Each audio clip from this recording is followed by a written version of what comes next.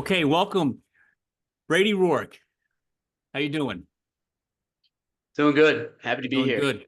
Doing good. I just want to let the entire audience know that you are a first for me. And they're probably wondering, like, what is that? You're the first one that I'm interviewing so far that is still actually playing a college sport. So your viewpoint today is going to be very instrumental, especially to the young guys or girls coming up through the high school system thinking about playing college sports. And I think it's going to be very helpful for those guys or girls that are out there right now playing and dealing with certain things and like, how do I handle it? Right. So I'm jacked up. I'm excited about having you here, and I'm looking forward to asking a lot of good questions, and I can't wait for the audience to hear all your answers. Yeah, I'm excited. That me being the first makes me feel a little younger considering how old I am still playing college football. So definitely fortunate that I'm able to still play. But I'm excited, and we can kind of just jump into it. Yeah, yeah. So the first question I want to ask you, I start everything out with is, what was your inspiration? You could do anything when you go to college. You can play other sports. What was your inspiration? Say, hey, I want to play college football. I think for me, I think I just knew I wanted to play whatever it was the next level, whether it be football, lacrosse, basketball, which I was horrific at. Um, but I knew at a young kid, I loved the competitiveness of the game and everything and stuff like that. So I think that's really what drove me. And then kind of when I got to high school and stuff like that, I went to public school for 2 years, and then I went to private school. So it was a little different. Whereas the competitiveness, guys in public school are just playing either because their dad or mom want them to, or they're just playing for their town. But a lot of those guys didn't really want to play at the next level, so that's why I made the switch. And I mean I get it a lot from my father too, which I do have to say. He played at William Mary. He's a graduate there. Small world. His roommate while he was there was Mike Tomlin, so he was on that team. Big name. That's a big name. Unbelievable team, big name. So How those about how those about guys you are pretty tell? Well, dominant. if you don't mind me interrupting, I'm gonna Yeah, cut yeah, you yeah. off a million times because I get excited about asking questions. No Tell worries. the audience who your dad's roommate really is. They might not know the name. Mike Tomlin is the head coach of the Pittsburgh Steelers. So him and my dad have a pretty good relationship. They like to hit the links, hit the golf outings at Williamsburg and stuff. So I've grew up being friends with Mike and stuff, and I've grown up going to William and Mary, going to all the games and stuff, and kind of living in his shadow. And I think that's another reason why I kind of wanted to, jump a little forward ahead, but going where I was going to go to school. Obviously, William and Mary was an option, but I didn't want to continue to kind of live in his shadow. I kind of wanted to build my own path and create my own shadow for my future kids or something like that. So I wanted to go out on my own and prove that I can kind of become a man by myself, sort of at the end of the day. But to answer your first question, I know we're kind of all over the place. Yeah, it's I would okay. definitely say gosh, I mean, there's so many reasons why I play. I just love the game. I like to hit people. I like to have fun, but the life lessons, the friends you meet, the locker room talk, all that stuff. It's just you can't get anywhere else. I mean, running out of the tunnel. We played Virginia Tech my freshman year. Man. Unbelievable, historical walkout. You Yep. you play the game for games like that. Yep. You grow up watching it to walk out on that field and play as long as you can. And like I said, I'm your first, but I'm very happy to be your first. That I'm Yeah. not your fourth, fifth, however many other people you've interviewed that are retired and stuff like that. So I'm very very grateful that I'm still here. That's great. So tell me about University of Rhode Island. Out of all the schools you could have went to, what was the Mhm. attraction there? What do you like about it? What for those kids that are out there thinking about they're getting recruited, this is a little recruiting ploy for Rhode Island, right? Like what can you tell Yep. them about how special it is to play there? I mean, listen, if they're thinking about going to Rhode Island, definitely go. No, I'm kidding. I would say, most of the reason a lot of people come here is because the beaches, you're 15 minutes away. There's like six beaches within 5, 10 miles of you. For me, that was actually not the reason, considering I'm allergic to the sun. About as see-through as it gets. I'm walking out there in SPF 100. So I think for me, the reason I fell in love with the school when I came up here, my official was really because it was an opportunity for me to kind of play right away and, make a name for myself, but also kind of detach from my my father's legacy and not, just follow him. Or I wasn't really sure if, some of my other offers were coming because my dad had played and he created a name for himself. And I knew that this one was coming for what I had created. Um, and then, I had to decide between lacrosse or football, having some other Division I offers in lacrosse.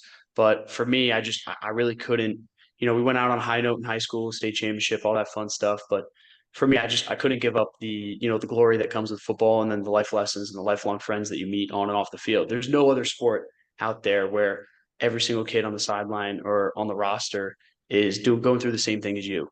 They might have some other stuff that they bring, but when you're on that field in between the lines, everybody's, shedding the same, blood, sweat, and tears, which is what makes the game special. Yeah. So I think Rhode Island, for me, kind of just became a home, and now it has become a home. I'll be going into year 6 next year. But it's special up here. The family and the coaches really make it feel like they're not, they're going to push you. They're going to, be there when you need them to be there, though. So, I've been through some stuff throughout my collegiate career. And they've been there right for me. If I need, another figure to go talk to or something like that, or I have to call somebody if you get in trouble or something like that. But, Nobody definitely the gets in family. trouble. No, no, no, no. The best quote my coach ever told me is my offensive coordinator, Coach Patrick Murphy. He said, "You guys can be stupid tonight. Just don't get caught being stupid." So it's a good quote to kind of live by on the weekends after a nice win. But I'd really just say it was the opportunity to play right away, and then just the family and the culture that they have going here. Not really a winning program when I came here. We went 2-10 freshman year, and then kind of what we've been able to turn it into, and what I've been able to help and bring to this team and this new winning program. It's really cool, and it's really special to kind of see what you can do when you really put your best foot forward with a bunch of other guys and a bunch of group of guys all have their head on straight. And now it's not like, oh, we need a winning season. It's, hey, we need playoffs. We need playoffs. We need some jewelry. We need some rings. We need some hardware. Yeah. Um, and a couple years ago when I wasn't here, I don't even know if that was talked about. I'm sure it was. I'm not bashing Rhode Island at all. But it was more just, hey, we need a winning season. But now we've turned the program into something so much bigger and so much larger. And I think that's what keeps me coming back every single year is being able to say, hey, I've made the program, or me and my teammates have made the program better every single year. Let's see how much better we can get it. You going to get a ring this year? That's the goal. That's the All goal. right. I'll tell you yes, So that's It's a ring. It's ring or bust. yeah. No. I mean, listen, this is the last dance for me, so it's I'm sitting there like Michael Jordan with the trophy in my hand at the end of that game crying if that's what it comes down to. All right. Like you couldn't put a better picture. So let me ask you this question. College football, there's so many things we can talk about, but how does playing college football, contribute to your own personal growth and development as a man, as a student, as an adult? I think it really starts with the ability for time management. I think that's a huge thing that people just overlook in athletics, and um, being able to get up for the 5 a.m. workouts, holding yourself accountable to be there. It's not like somebody who might not have athletics and be like, oh, I can miss class today. I'm not letting anybody down.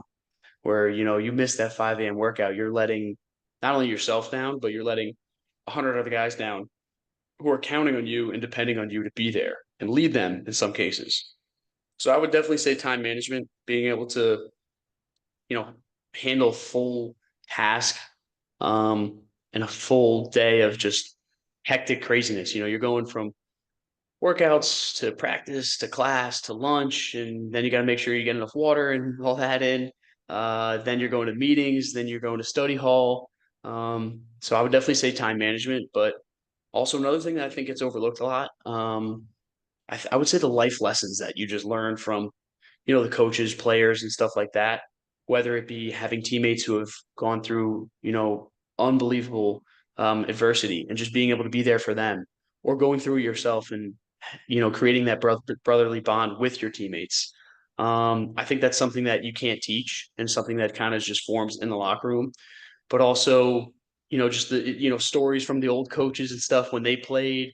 It's almost like going out and talking with your grandparents, when your head coach tells a story. Not saying my coach is that old, which I think he might be getting there, but he's definitely got some good stories and stuff. But it's honestly it's fun. If you're not having fun and you're still playing football, then I'd advise you to, hang up the cleats, because if you're just doing it for somebody else and not for yourself, then you got to stop playing the game. Once that love for the game kind of turns off and you lose that itch, um, if you're doing it just for other people, then it's time to hang it up. And that's not a bad thing either. It just might not be for you. It might just be not this part of your life, but that's something that I've seen a lot of people do is they continue to play the game and they don't want to be there.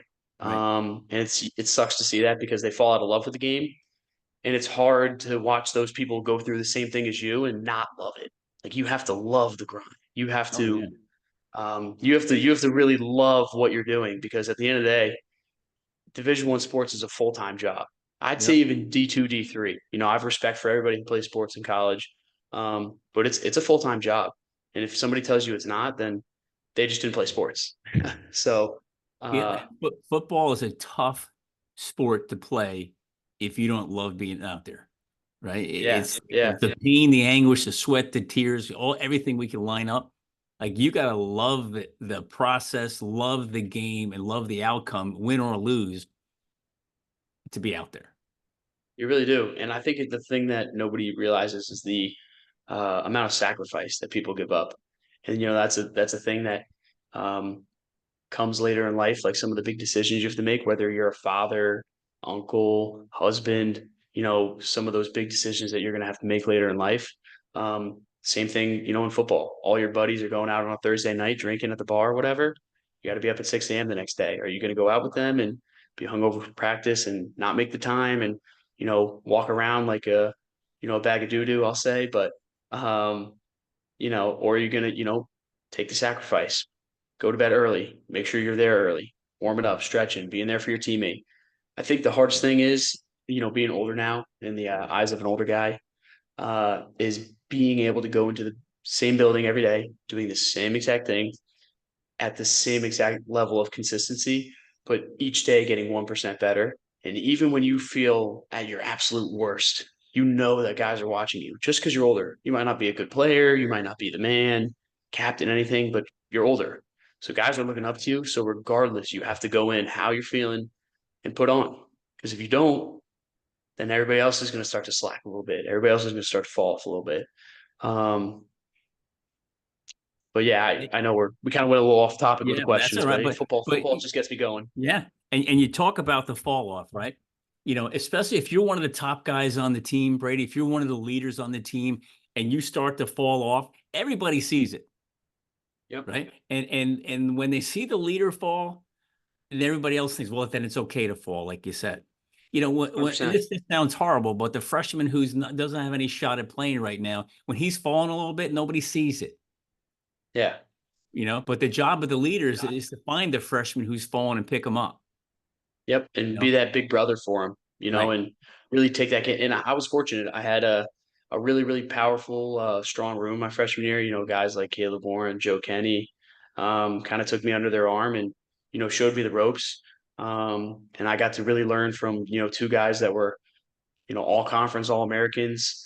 Um, really showed me not only how to be a good player and stuff, but how to handle my business off the field.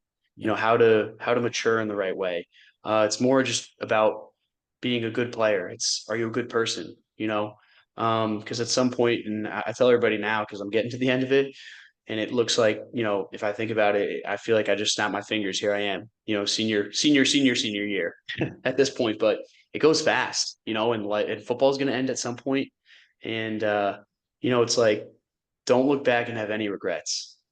So it's very, but It yeah, goes I was very quick. fortunate that I had those guys to show me around the Right. ropes. So So let me ask you this question. How many? This is your fifth season playing, right? it'll be my sixth next year. Six. I'm that All old. right. Yeah. So sixth season. So you got a lot of Yep. memories. What Oh yeah. what stands out the most? If you could say, hey, man, this is the greatest day, this is the greatest game, this is the whatever. What's the Yeah, moment over those 6 years? Well, you haven't gotten your sixth season yet. So the last right. 5 seasons, what's the most memorable thing? Like, man, this was great. Yeah, I'll tell you that my favorite memory will be hoisting up the trophy and getting those rings at the ceremony when they come in the next few months. But man, I got a couple. I think coming out and playing Virginia Tech, I was lucky enough to travel as a freshman.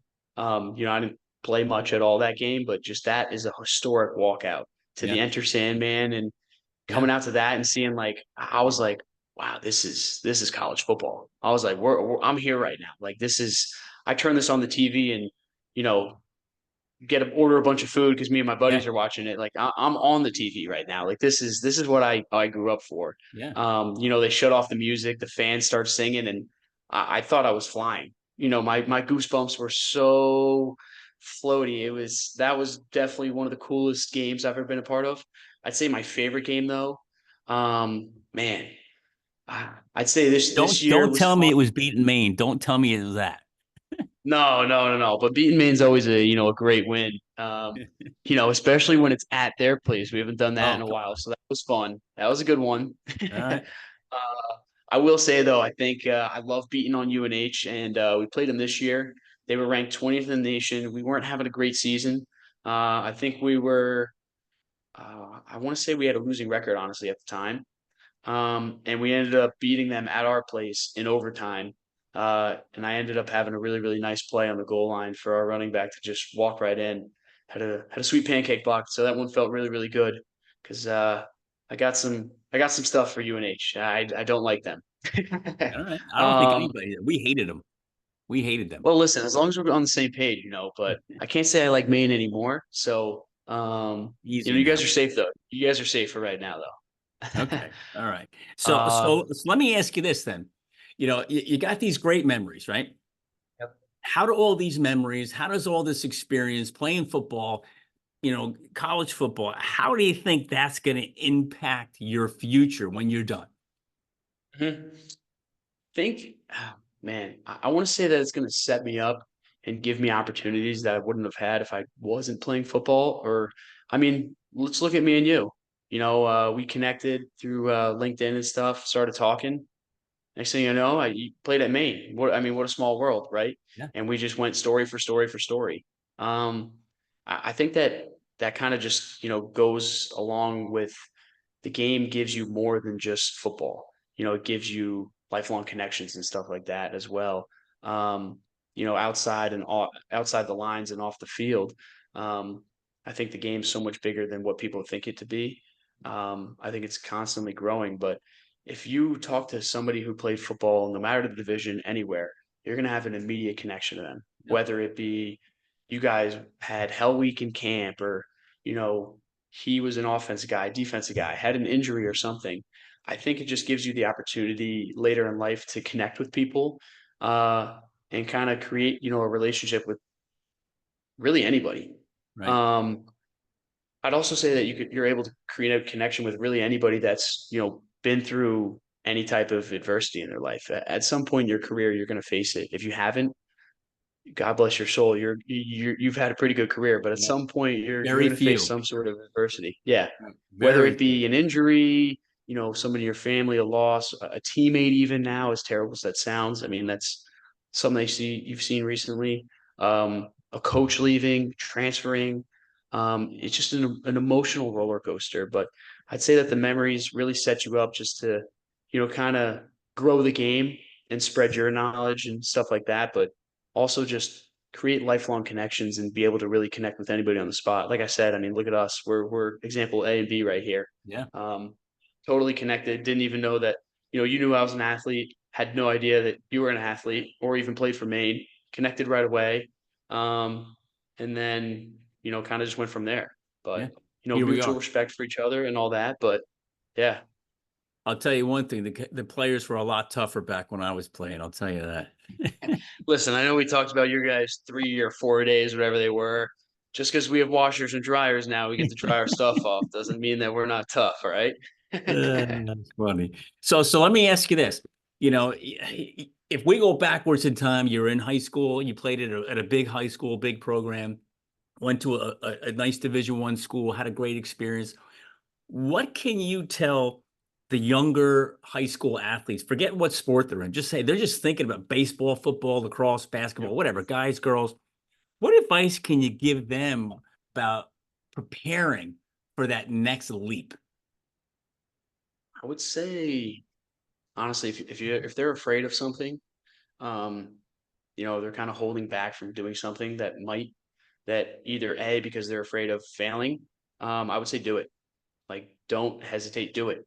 Obviously, if it's gonna get you in trouble, one of those things, don't do it. But I'm talking like, you're afraid to, you're on scout team, afraid to kind of jam up one of the older, bigger guys. Do it. Make like not having regret and saying, "Ah, man, I could have done this. I should have done that." Just do it. What's the worst thing that happens? Um, I would also say something that I really benefited from is, having my father who has a ton of experience. So I wasn't lacking this. I've had a ton of great coaches to help me as well, but I would suggest every young kid to find a mentor. Find somebody that's going to be able to, you know, help them not only grow on the field, but also mentally off the field. Football is a draining game. So is life. Pairing them both together gets a little hectic at It's times. hard. And it's easy to, smile on the outside, but, we know the guys and, there's the guys that, smile, but on the inside, there's nothing. They're empty. They're drained. So I would say, honestly, if they're able to find a mentor or, just even connect to an athlete, guys like me and, I'm a nobody, right? Compared to these Alabama, Clemson kids, but, even bigger than that, LSU, whatever. Um, like try to connect with one of them. No matter how old or how young they are, they're going to resonate with you just because you play the game. They've been through the same thing as you. They were in your shoes at once. Yeah. So I'd say definitely if you can connect with a mentor, or a couple other couple mentorees or whatever, I would say do it. That would be my best advice to any young kid. And then my other thing would be do it. Like have no regret. Don't not um gosh, I don't even know. Uh, don't not take that one-on-one rep because you're afraid, oh, I might lose. Take it. If you lose, you lose. It's not a big deal. I think the biggest thing that people get afraid of is failure, but what they don't realize is that you can't have success without failing. I don't Yeah. think that they realize that in order to be successful and all these big time guys, all these all pro NFL. You want to talk about all these, all conference units, all Americans, like they were in our shoes once. You think that Yeah. they went to practice and practiced perfectly every single time? No. But what they did was they took the extra time, they took the sacrifice to make sure that they didn't have as many of those mistakes, And it's football I've learned is all about consistency. Yeah. It's not about how many good plays you can have. It's about how many bad plays are you going to have that aren't bad but are okay. Like you're not going to win every block. You're the starting right tackle for Oregon, right? Like you hope you win every block. You're hoping to go 100%, but there's going to be sometimes you're not going to win the block, and you know what? It's going to work out because the running back's going to bounce it and run down the sideline for a touchdown, Yeah. and nobody's going to see that. No. You're not going to catch every pass. Even the pros drop footballs, but you know what? They're on the jugs machine every day. They're making sure that they're not dropping 10 passes a game. They're not dropping, you know, every other ball. They might drop the hard catch that's over the helmet, the David Yeah. Tyree, one of those. Um, so I just don't have any regrets if you're a younger kid and you're listening in and tuning in, but definitely get with an older mentor. I think that would be super helpful, but um, don't be afraid to fail. I Yeah. think failure is what scares people, and but they don't realize. And I've failed. I failed a lot. I'm fortunate that I'm still here and stuff, but Yeah. failure's been able to drive me to the success that I've had as well. Well, So don't let's be afraid drive to that. fail. Let's drive that failure thing a little deeper, right? If you don't Hmm. mind. Yeah, sure. And what I always say is failure is what? It's temporary. Can you remember every time you failed? I'd like to say no. No, I'm kidding. Yeah, there's no way. You I can't. can't. You can't. But I'll bet you this: you can remember all your regrets. 100%. Right. So you've heard it before: failure's temporary, regrets forever. Yep. And those regrets, sometimes as small as they might be, 40 years ago, you're still thinking, or 40 years later, you're still thinking about them. Yeah. And It's that's what I'm saying. Don't let that eat away at you. yeah, It's that stuff is detrimental. There's no reason to be like, oh, I'm not going to do this. I might regret it, because you will. And you're going to Right. think about it 45, 25, 5 years, 3 days from Yeah. now, Yeah. and you're going to keep burying it every time it comes up, Yeah. but just don't have those moments. Well, one thing I tell young people, even older people too, nobody dies from failure. You're not going to No, die. You might feel no. crappy. You might be a little Yeah. miserable for a little bit, but you're not going to die. Oh, there's times I've gotten put flat on my butt. Been embarrassed out of my mind, and I failed epically.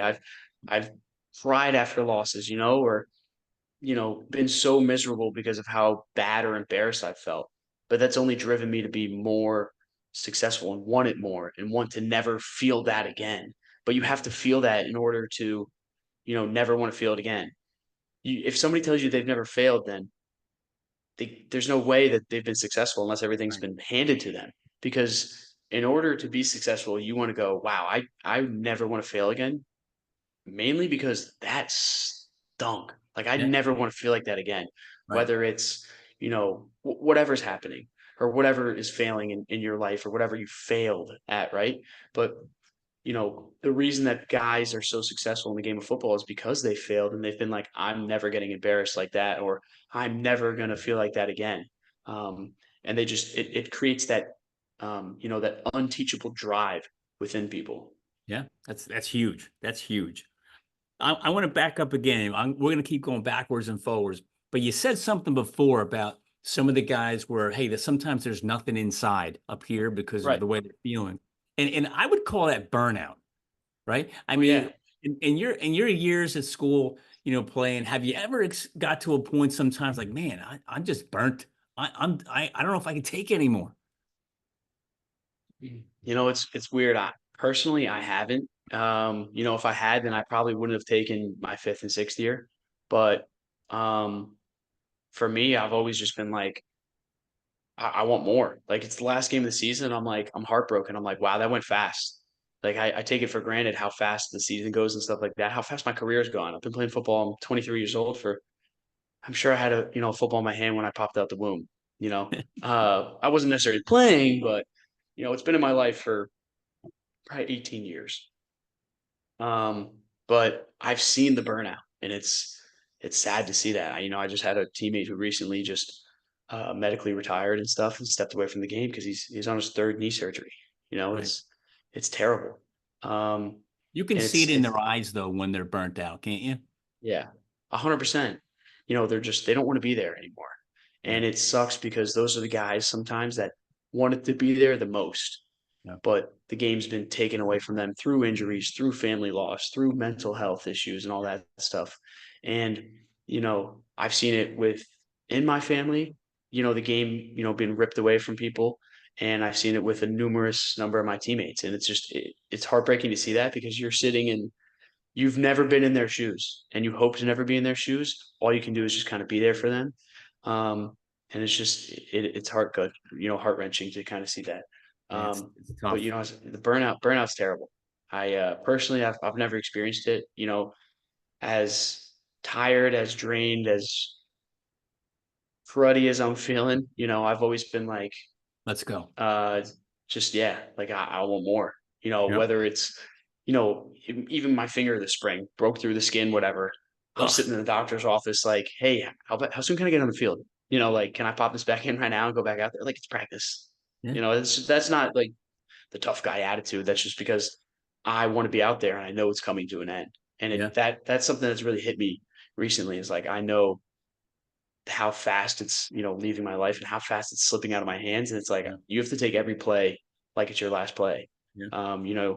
Another great quote my dad has on he's got a big board of stuff in his office. It's live life like it's a 2-minute warning. So you never know how much time you have left. You never know how fast the game can be taken away from you. um, but yeah, the burnout is real, and it's sad that it's real.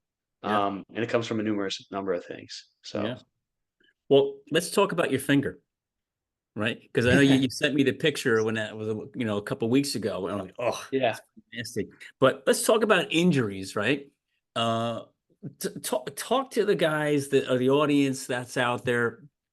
Like how does injuries affect you mentally? How does it affect you, your whole involvement in the game, and how do you prepare to overcome those? Yeah. I mean, I can share it from pure experience. I've had a fair share of injuries that have kept me out. I blew up my knee during COVID. Um, I thought I was gonna be out for way longer. I broken, gosh knows how many fingers now, my nose a bunch of times. But I mean, the mental toll it takes is from going on the field and playing and being out there with your guys, and then you're like, oh, it's fine. I don't get the, I don't have to practice. But you're sitting there. It's not like, oh, I can sleep in now. Like you're out there with your guys, whether you want to or not. By the way, coaches are going to make you be out there because you're part of the team. Some guys don't even want to.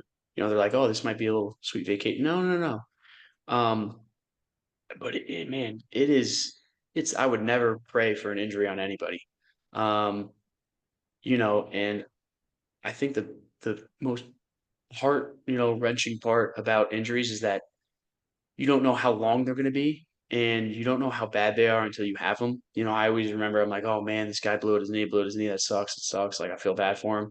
And then it happened to me in practice during like a Mm. COVID a non-tackling drill. I just got tangled up and my knee flipped back. And I was like, what does this mean for me? Like, do I have to sit on the sideline for a whole year?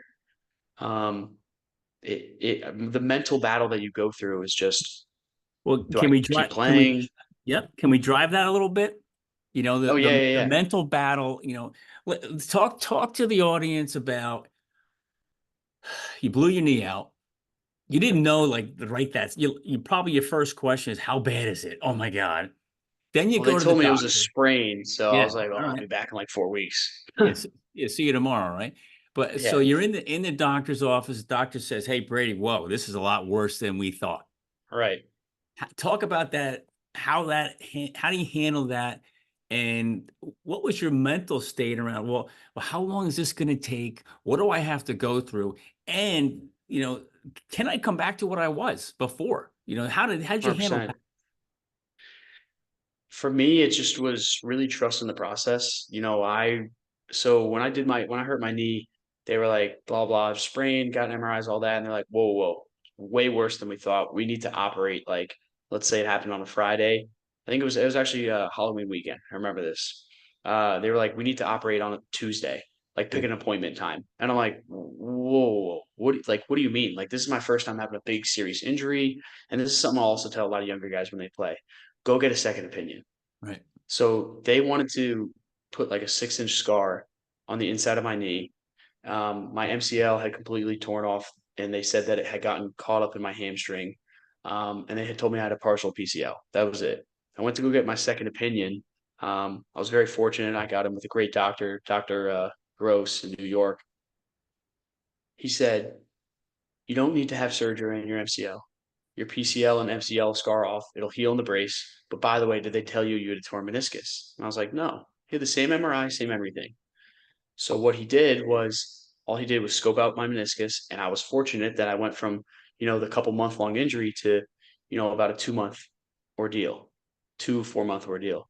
Um, so the mental warfare that was going on in my head was, holy, whatever, I'm out. Like I'm done. This is it. I'm never going to be the same. I'm not going to come back. Um, I was very fortunate. I had a really good group of people surrounding me. I had a lot of teammates, helping me out and stuff. But there's days where you wake up and your knees throbbing and it hurts and it's dark.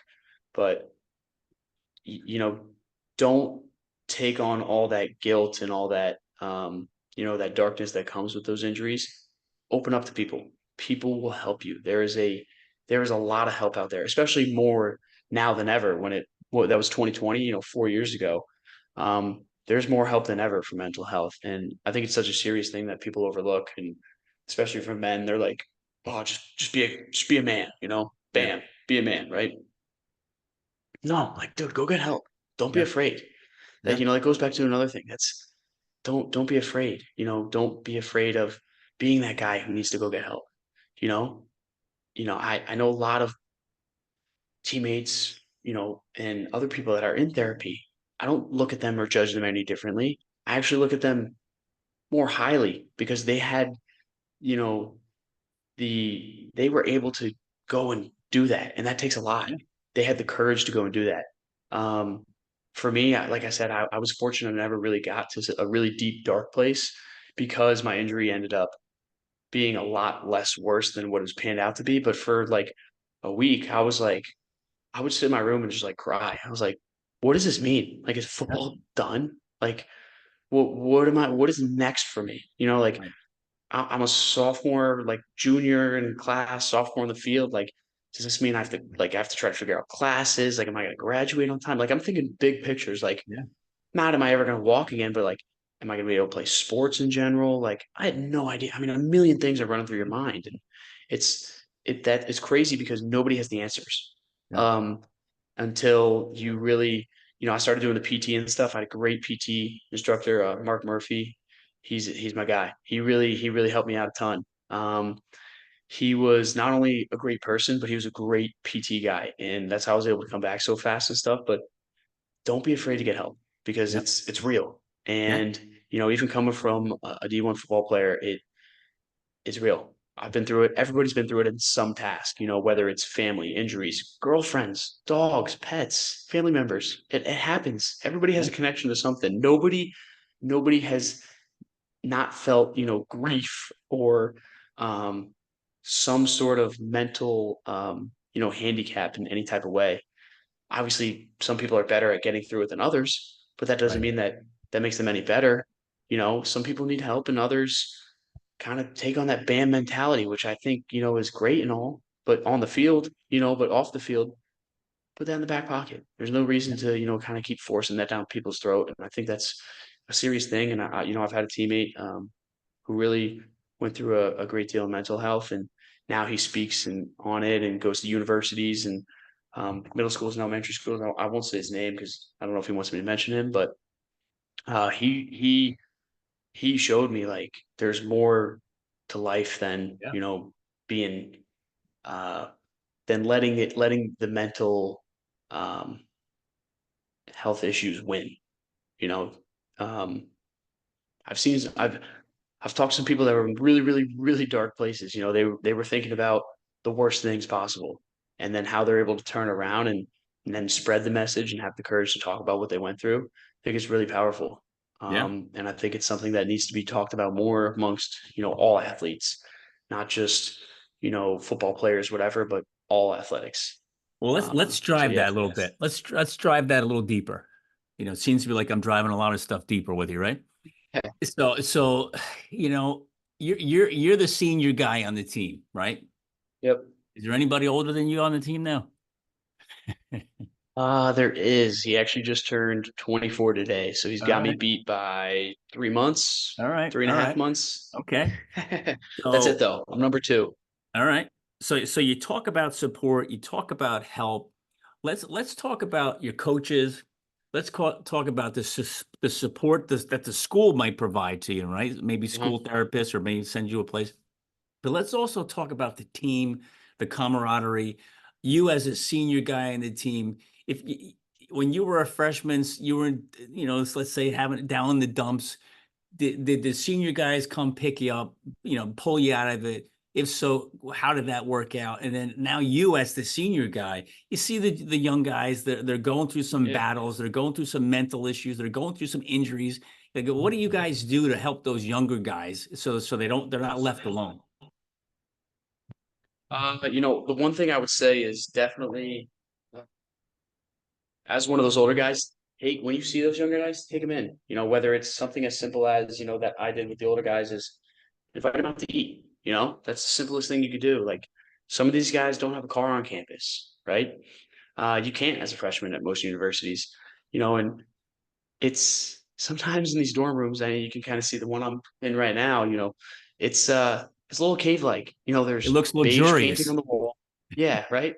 There's there's like a mirror that you can't even fit in standing up straight. I'm sitting at a desk that's connected to the bed. You gotta climb into bed because it's God knows how high, up. And but even just getting outside and one thing that my the older guys did, I connected with them really, really well is, I went out to get food with them all the time. They would go like every Sunday and go get breakfast.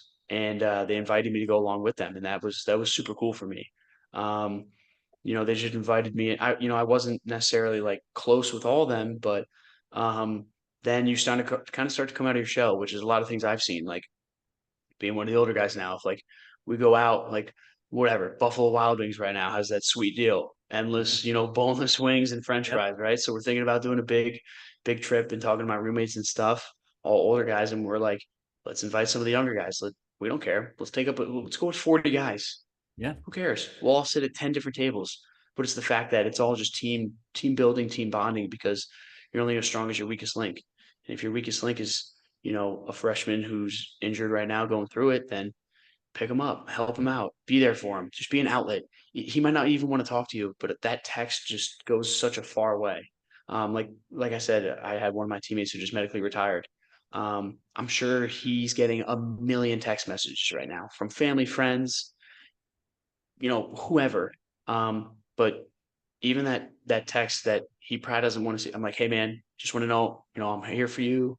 Um, I know you might not be coming back to school, but this won't be the last time that we see each other again. Like you never know. You can't Yeah. predict the future, but being able to, as an older guy and um, even just a friend, even if you're a younger guy, don't be afraid to be there for that older guy because you don't know just because they're older, they can handle it better. Not true at all. No. Everybody handles it a little different. They might have seen a couple more things. But I'd say just being an outlet for somebody to talk to, because whether or not you think it's true, a lot of guys don't want to talk to their mom and dad. They don't want to talk to a therapist. They don't want to talk to like somebody who might be the closest person to them because they feel uncomfortable sharing that information. Talking to one of their teammates might be the best thing that they could do. Yep. Sit down and just let them get it off their chest. Be like, hey man, let's go out. Let's get a bite to eat. You're eating, hanging out. Be like, what's up? Be like, you been good, or like you look a little stressed out, and then they might open up. If they don't, they don't. Then don't push it. Um, but just being that outlet for guys, I think, is a huge thing, and it's something that I've seen and I've done, and I've been involved with. Like getting that shoulder thrown around me, saying, "Hey, let's go out to eat, man. Like you're all Yeah. right." I'm like, you know what? You're right. Like it's not that big of a deal, right? That's been a big thing that's helped me, and it's something that I've tried to do with a lot of the younger guys and show them that, as hard and as down as they might be on themselves, it's just a game. Like let's move on, or that's one of the smaller things, but like, hey man, there's still light at the end of the tunnel, as Oh yeah. dark as it might seem right now, no matter what's going on, just trying to be positive in any way. And they might tell you, you know, piss off, Brady. Like, I don't want to talk to you. You're like, all right, you're fine, right? Like, that's Yeah. fine. Don't bad day. Like tomorrow I'll go get them. Right. Like, but don't stop. Help them. Yeah. Because they might not act like they want your help, but deep down they really do, whether they realize it or not. Um, and don't be that guy that offers the help and then doesn't, throw out that hand when they really need that When you need need that it. hand to help get up. So Right. Well, that's it takes a lot of courage, Brady, to be the person who's in need of help to ask for it. But I'll tell you, Mhm. I think it takes just as much courage to be the guy, the senior guy, to offer the help, and say, let me get involved with this young guy or this girl, and, and, Right. and let me see if I can be a leader, a coach, just an ear sometimes. Hmm. And because some people are like, I don't want to get involved with that. I don't want to Right. I don't need that hassle right now. And Yeah. so it takes a lot of guts and a lot of courage to be the guy that stands up and says, you know what? No, I'm going to help this kid. I'm going to be the guy Hmm. that stands up and makes a difference and an impact in that guy's life. Yeah. And I think that's something that I've kind of, I appreciate taking on. I like doing. Um, Something that I don't think you would have asked, but um, I'm big in the community as far as like volunteering and everything. Um, so I really enjoy right now. I go to a elementary school once a week. That's all. Once a week. I spend recess and lunch with a kid who comes from a troubled background. His parents are divorced and stuff, and isn't really the best behaved. Doesn't think much of school. Doesn't think much of really anything. So I go in and I literally just hang out with him and to see. I've been with the kid for 2 years now. I've been in the program. Wow. It's called like the Big Brother program. Yep. I've been in it for 2 years now, and it's awesome to see what a fun, joyful kid. He's joined sports now. He's got all these friends now. All of a sudden, he's totally come out of the shell. He's behaving. He takes school very, very seriously. He knows that there's more than, what's going on either at home or what he's been shown, what door he's been shown. Um, so that's been something really, really cool that I've been able to be a part of, and I'm really proud to be a part of that. And how old Um, is he? he just finished third grade, or will be this year. He's a young boy. Yeah, very young, very Wow. young. So he'll be going to middle school, right? Yeah, fourth, fifth, and sixth grade.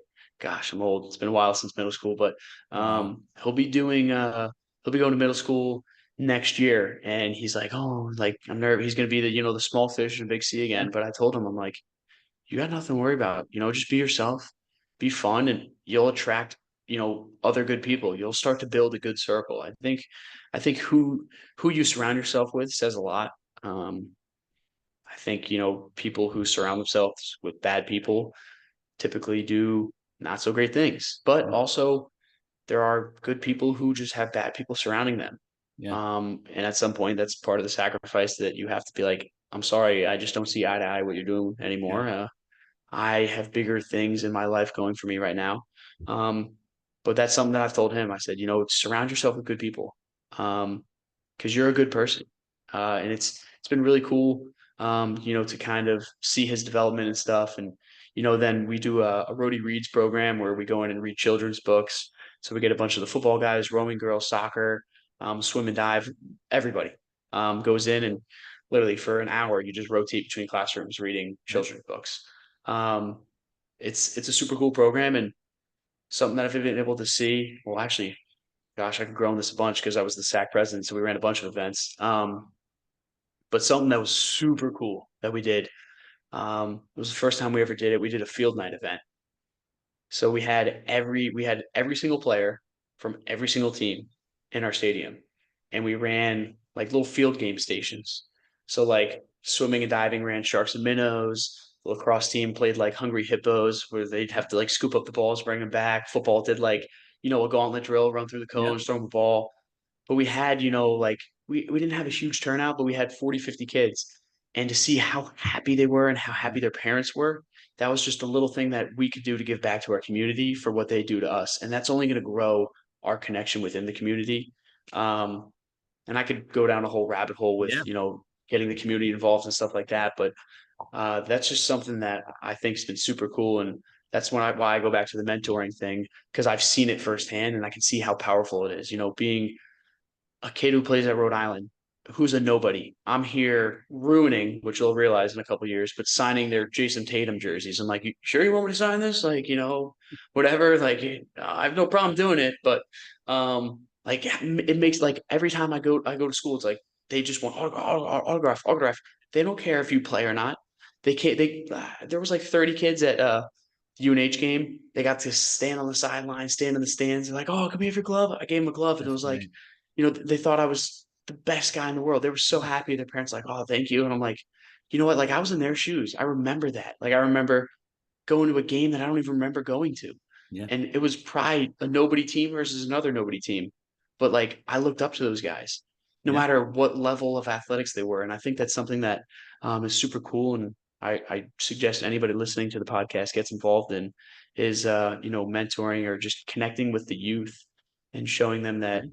you know, uh, school's important first, but also that um, sports is something that is, a possible future for everybody, because there's a lot of outlets and there's a lot of sports to be played, a lot of divisions Yeah. to be played in. But I definitely think it's really powerful to see that, that mentoring as an older kid and what life and how you can really change somebody's life, Yeah. firsthand experience. Well, you just said it, Brady. It's the mentoring. What you're doing to these young kids is you're making history, or you're really changing their history, the history trajectory of their lives. Like that young kid you talked about, who now he's happier, he's out of his shell. If Mhm. you weren't hanging out with this kid a couple of times a week, he might not become that person. So now, Right. how's that going to impact the next 30, 40, 50 years of his life? So the history could Right. be completely different, you know and that's what a lot of people don't understand. That is, this young kid, he might be a young little athlete running around, maybe not, but his mental state has been changed for the positive, probably for the rest of his life because of you. Yeah, and honestly, I think the hardest thing that uh it takes is for the athletes, I'm saying, to get involved is they're like, "Oh, my schedule's so busy." It's an hour out of your day. An hour, that's it. I mean, I'll go after a workout. I'm shot. I go there, the lunch lady's like, "Hey, like you want school lunch?" I'm like, "You know what? Yeah, I'll take a slice of pizza," right? Like not the best pizza to have, but you know what? Like The perks that come with they're it, gonna make right? The oh, perks. come yeah, it comes with a little chocolate milk, the True Moo. You get the Yeah. apples on the side. Yep. But Yep. those are the perks. No, I'm kidding. I think people are so stubborn. Like, oh, I'm an athlete. I'm gonna go play pro ball. Like, okay, you might, but let's while you have this stage, let's use it. Let's not just be practice, class, bed. Right. That you do. Everybody has a little bit of free time. Everybody has an hour out of one day in their week that they can go give to change somebody's life or change a community or even get the community more involved, because now that kid's parents are going, wow, Brady's helped my son out a ton, let's go to his game, let's buy season tickets, right? Yeah. You're only growing Rhode Island football then at that point. Right. Then his buddies now, that's 30 tickets sold, right? You want to look at it like that. On that aspect, you're growing Rhode Island football in the community. Yeah. You're getting the community behind you now. So now you want to talk about donating and all that stuff. Yeah. It's only growing the program. And as simple as it is, it's just 1 hour a week Yeah. out of your schedule or 1 hour every other week. Like the Yep. schools are flexible with you. Yeah. And that young man who's, fifth, sixth grade, who's starting to really grow into his athletic ability and he starts playing football, he might say, hey, you know what? I'm going to go play at Rhode Island just because of the impact you made. That's where I'm going. Might be his dream school. Yeah. I don't know, but just the fact that he now has that mindset that he wants to do more with his life Yeah. is, you know, is another reason why I get up and do what I do every day, because I've been able to give him that thought and mindset. That's awesome. That's a great impact and a great story to tell. Hopefully you tell a lot of people that. But let's talk about in line with that is your personal identity as a college athlete, right? Hmm. It's how do you handle that? You walk across campus and some of the traditional students, for lack of better words, are like, man, Brady gets all this stuff handed to him. Brady gets this, Brady gets that, either that, right? All that kind Right. of stuff. So how do you handle that as that athletic identity on campus? And then you switch gears, you put the philanthropic hat on, right? And I'm going to go give back. I'm going to use my athletic identity to go help Right. this young kid, the community. I'm going to put my athletic identity in the SAC program, you know. Like how do you put all that together and how do you explain the value you bring because of your athletic identity? Like I said, I think it just goes back to, using the stage and platform you have. And that's something I can say I've taken, for granted, my first few years and, coasted by because I thought things were going to be handed to me. I mean, I came here and got a 2.8. No grades were handed to me.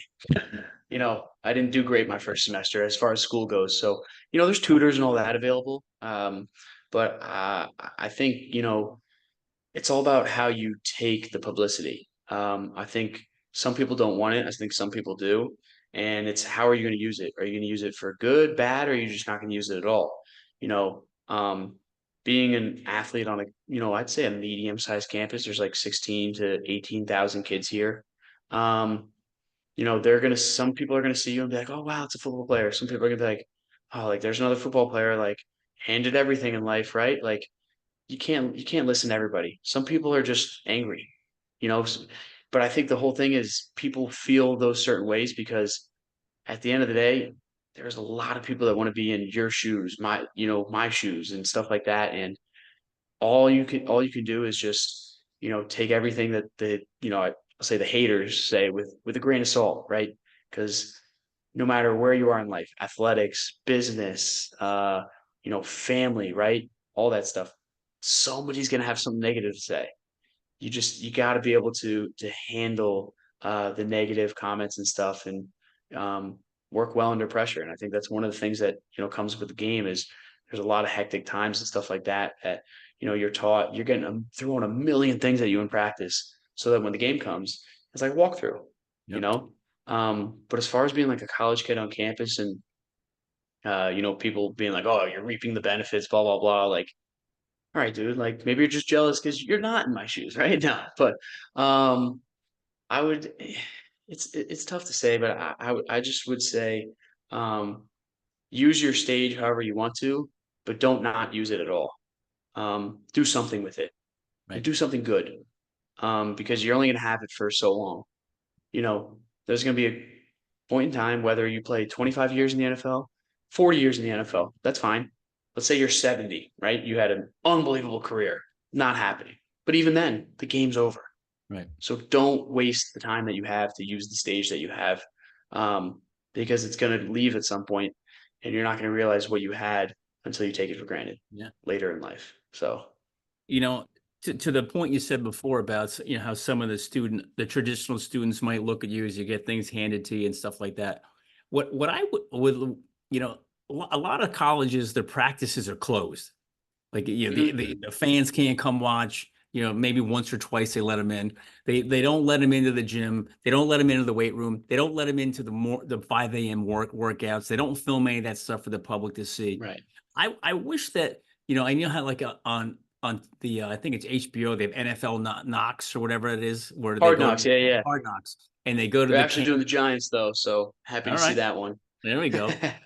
But they should do it in a college team too.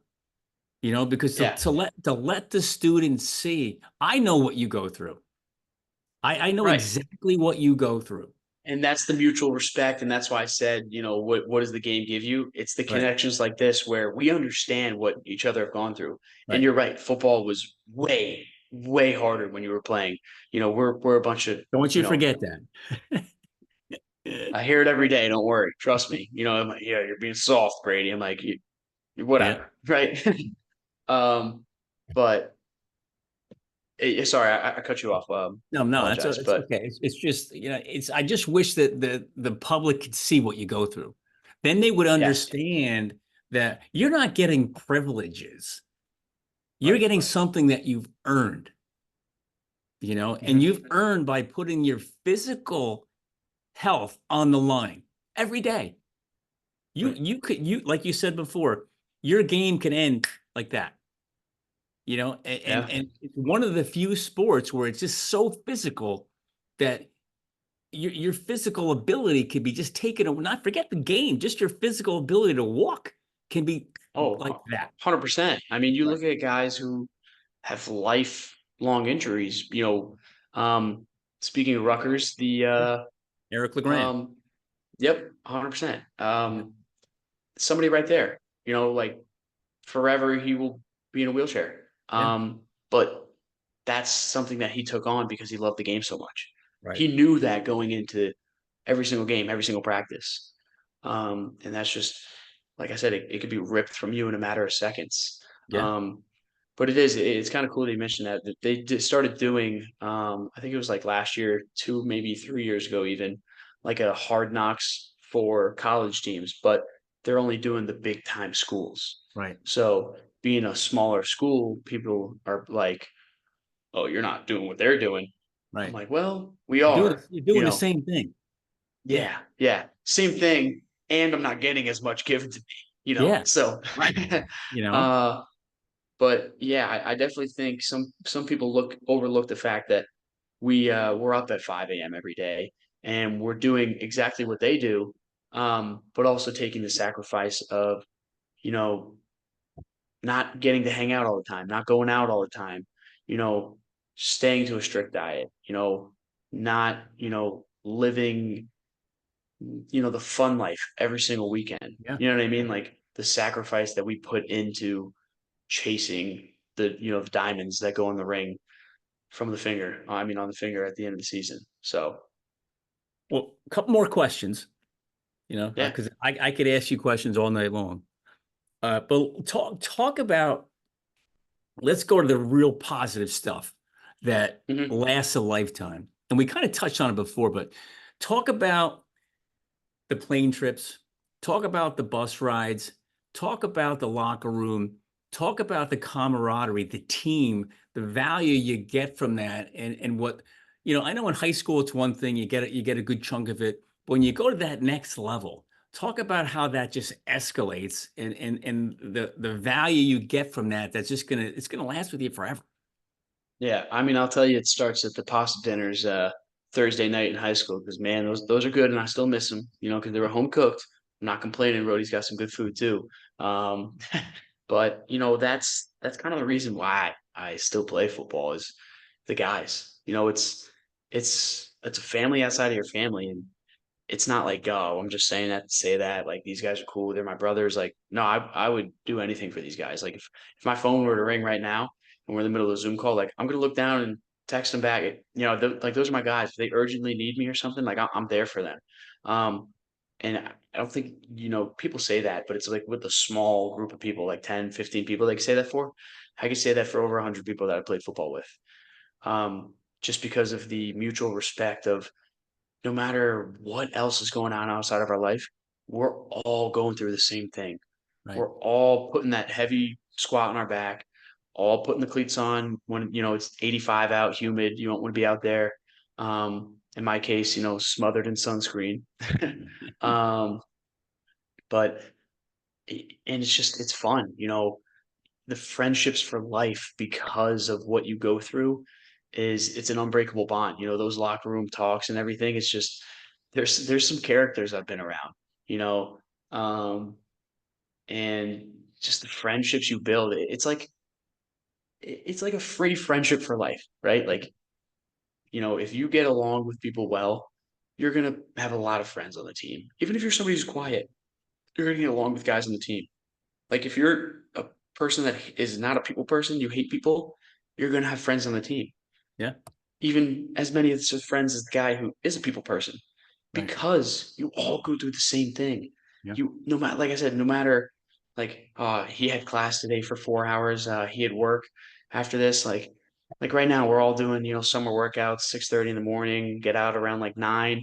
Some guys are working like 10 hours a day, some guys are doing internships right now, like but we're all in there at 6:30, no matter how tired, how you know, stressful of the day it is, you go in there, forget about everything else. Yep. Um, it really is and truly is, and I think that's something that people take for granted, like a family outside of your family, and that's why it's easy to be up here right now. Yeah. You know, like people are like, "Oh, that sucks. You to be in Rhode Island all summer." I'm like, "No, I get to be in Rhode Island. Like, I love being here. I'm fortunate enough that you know my program has enough money to have me up here and stuff like that. Um, like I get to be here. I want to be here. Um, this is like the biggest summer training camp we've had this early. We have like 45, 50 guys up here. It's half the team. You know, that Great. just goes to show you how bad these guys and how bad our team wants it this year. I can't say that's the same across every program, but I can tell you the same across every program is the friendship and the bonds you'll build. You know, we've had guys transfer from everywhere, Clemson, Iowa State, um, Holy Cross. I mean, you name it. We have, you know, we've had a mutt of guys come in, right? Yep. Uh, the one thing they say is the culture and the absolute family bond they feel when they come here. And it's true, you know, from head coach all the way down to janitor in the, you know, hallway. Even Yep. he's like, we're friends with him. Like we Yeah. see him every morning at 5 a.m. He's unlocking the door for us. Yeah. You know, it's just like you're not finding that anywhere else. You know, like you go work for all these corporate jobs, there's 100 people. Like you might find your 5, 6 guys you go grab a beer with after work. Right. I got 100 that'll come right with me. Some of them might be able to not be able to get in the bar right now, Yeah. but like I said, it's just you know the freshman on the team would do the same thing that I would do. You know, we both like he needs to ride from somewhere. I got him. Yeah. I need something. He's got me. And it's cool to just build that bond with everybody. And I keep going bond, bond, Yeah. bond, but it's family, and It's it is so. Imagine loving somebody or you know, wanting to help them out in any way possible, the same way that you love your brother, sisters, mom, and dad. It's yeah. just, it's awesome to have like, I'm fortunate enough to have such a big family. I can't count on my hands, Right. you know? And that's the cool part that the game gives you more life and it gives you, um, you know, a family. And I'm fortunate enough that my, you know, my parents are together and everything. And I have a family. There's some kids that don't have a family. So when they are given the game and a chance to play, this is their family. This is their Yeah. home. They know nothing else. Right. Some kids get dropped off and they're like, see you, son, have fun. Like Right. that's the last time they might see them for 4 years. And it is crazy to think that. Right. But that's the awesome part about football is football gives you life. It gives you a family. Gives you a family. And I love what you said before about you don't have to do any of this. You get to do all this. And I think that's a great sign of a great leader is that when if you're at the top of the game, top of the food chain, let's say age wise, class wise, and rank wise, and you get Right. to instill that mindset on the younger guys. Hey man, you don't have to show up here at 5:30 in the morning. You just what we get to do because you're not going to get to do this forever. Yep. You got Right. to change the mindset. That's awesome. All right, I'm going to blow your mind out a little bit right now. Right? All right. You've mentioned your dad a couple of times, right? And I know Yep. you're like, hey man, I want to do my own shadow. That's why you didn't go to William and Mary. You want to build right, and you want to Right. cast your own shadow. And it sounds like your shadow's getting pretty big, right? I'm But hoping. I'm hoping. you and I had a chat. I don't know a month ago. I forget when, and we talked about you went to. I was at homecoming with your dad down in William and Mary when you went there Mhm. to a game, and we talked about you watching your dad, seeing some of these guys he hasn't seen in a while, and Yep. and the camaraderie, the hugs, the joy, the smiles, the fun. Talk about that experience as a young guy doing a great job in college football at the same level your dad was playing, but being able Mhm. to almost like bring the future into the present. Like you're like seeing the future through your dad Yeah. Yeah. and Definitely. talk about that experience and what you witnessed watching your dad get together with all his buddies again at homecoming. I think it was just full circle. Kind of what I've been talking about the whole time here. Um, there's some guys that he hadn't seen in like 5, 10 years. Some guys he's been in touch with and stuff like that. So he was good to see him. But even the other guys, 5, 10 years, picked up like they were seniors in college again. And I was like, wow, that is freaking awesome. It's so cool to see what I've been, taught or what I've been thinking my whole life. Like I'm talking football is greater than the game, lifelong friends, blah, blah, blah. Like, I don't know if that's true, until I get there, but to see that, to, to see that firsthand, him be like just hanging out with his guys again, to see a different side of him that, he's got work, he owns a company, he's super stressed out all the time, like to just relax, let it all go and be with his guys for whatever it was, an hour, a couple hours. Um, it's just so cool to see like that fully come full circle. And that was, like I said, a really, really neat thing for me to see. Um, being in his shoes so long ago, now continuing to kind of, you know, grow into them. And then, hopefully that's one day for me when I go to the alumni game or something like that.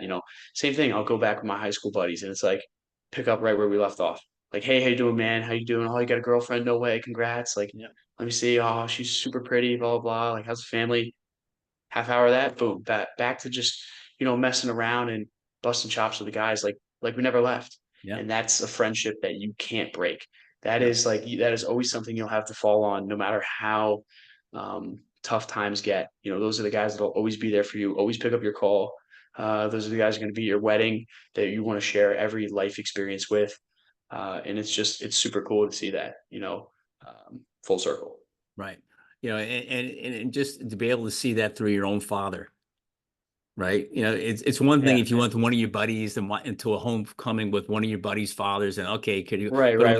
when Right. it's your own dad, especially Yeah. when if he's like any successful college football player who loves to talk about the game. I'm sure you've heard a million stories from him, about you should have seen this, should have seen that. This is what we did that. Yep. You guys have it so easy. I know those conversations are happening. Or the VH, tape that he's pulling up that, Oh yeah, that doesn't they don't even make those anymore. And he's, trying to digitize it so he can yeah, send me the email. I'm oh like, yeah. oh, nice With no, down block, Dad. yeah, yeah, with no sound, no nothing on there, Right, right, black and right. white. Oh yeah, I got Yeah. some of those too. I'll send you some of mine. Listen, I'll watch him. I love it. There's a company out there. I think it's just called College Game Day or something, college football videos or whatever, where Uh-huh. you can type in your school And if there's a game film out there, it's available to buy. Really? Yeah, I forget. I'll look it up, but there's a couple of Wow. my games are on there, Yeah. and it was just they look prehistoric, but it's pretty cool to watch. So I can only imagine in today's game, or today's film Oh, and technology, they must be like perfect. yeah. Yeah, Perfect 4K HD, all that, yeah, good jazz. That's yeah. cool. Yeah, you definitely got to show me that website. I'd love to show my dad. Yeah. He Oh, would definitely, his games will be on there. He'll be probably buy every one. knowing him, he probably will, and then I'll regret the decision because they'll be sitting, in the family room just on repeat. Yeah, it'll be on So every I'll, TV I'll in the regret that house. decision soon. Yeah, or the picture frame, the ones that just Yeah, continuously go yeah, slide to slide. yeah. It'll just be clips of him. Nothing wrong with that. Because one day it'll be clips of you. You know. Listen, I'm going to buy my own picture frame if I have to at this rate. It's just 200 photos of him, one photo of us, another one of the family. That's it. Yep. So Yeah. So Brady, you and we've been talking, man, for a long time now, and I really appreciate this. I've asked you a ton of questions, and again, I yeah. can keep talking to you till tomorrow. But is there anything that I haven't asked you yet that you think that we should talk about that the audience should know we're here? No, I think honestly we've done a good job covering everything. The questions you asked me, we kind of went off the tracks a little bit and then came back, and everything kind of came full circle. The last thing I would just leave the audience with, younger, older, whatever, kind of like I talked about earlier. Don't have any regrets. Don't be afraid to fail. And if you really need help, get help. But it's been a lot of fun. I'm glad I did this. I've been looking forward to it ever since you asked me to be on here. So yeah, thank you for having me on, and I hope everybody listening has the opportunity to chase their dreams and achieve their goals at whatever level it is. But thank you. Hey, listen, it's been my pleasure, and like we said before, the game is what brought us together. Yep. It wasn't anything else other than the game. And this game brings so many different people together, and they end up staying together for life. It's a relationship that'll stay for life. And if there's anything I can do to help you in your career and your life, I'm here to help. And I know just like you're impacting so many other kids, I can't imagine all the lives you've touched so far, and the more you will touch even before you get out of school. And where it's going to go from there, who knows? Yep. Just like I said, just trying to broaden my shadow. Yeah. So Well, you got a pretty good shadow going, you know. So thank you. keep up the good work, and I'm looking forward. I want to have you back again once you're done playing, and we'll Definitely. talk about that last game and how that went and the emotions behind that because it's coming, and Yeah. hopefully you got a shot at the next level and you're playing for another 15 years or more, Right. which is At some good. point, though, like I said, it's coming. So whether it's 15 years from now, you have me back on the podcast and you're blowing up, and hopefully I can get back on, or it's at the end of December and you'll still be blowing up. So Well, I hope so. I hope so. So we'll have you on soon. sounds good. Thank you. You got it.